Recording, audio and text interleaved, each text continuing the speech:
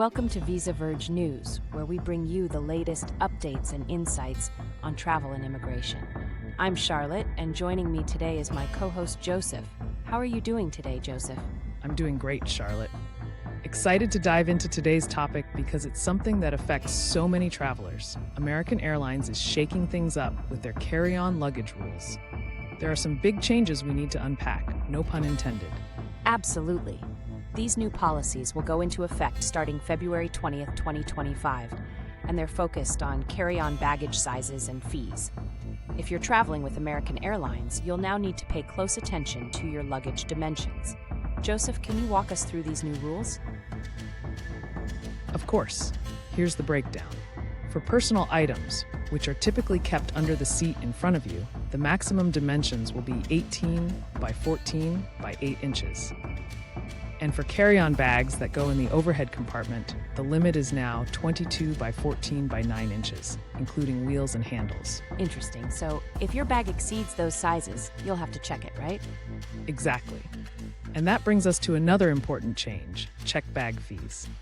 Starting February 20th, 2025, the first check bag will cost $35 if you pay online, but it jumps to $40 at the airport. So planning ahead could save you some money. Good point. And for regional flights under their American Eagle brand, is it true that space limitations play a role in these policies? Yes, overhead bin space is pretty limited on their smaller planes. If your carry-on doesn't fit under the seat as a personal item, it'll have to be checked at the gate. However, American Airlines does offer a complimentary valet service for those regional flights. The gate-checked bag will either be returned to you on the jet bridge or at your destination, depending on the airport's setup. That's helpful, but it sounds like these changes might complicate packing for some travelers. Do you think there are ways to adapt and make the process smoother? Definitely. Passengers will need to be more strategic about packing. Compression techniques like using packing cubes or vacuum-sealed bags are essential, and investing in luggage that meets the exact size requirements can make a big difference. Another simple tip is wearing heavier clothing, like jackets or boots, during the flight to save space in your bag. That's really smart. It's also important for travelers to note the cost differences between checking a bag online versus at the airport. Those fees can add up quickly if you're unprepared. Did I hear there's another upcoming change regarding oversized bag limits? You're absolutely right.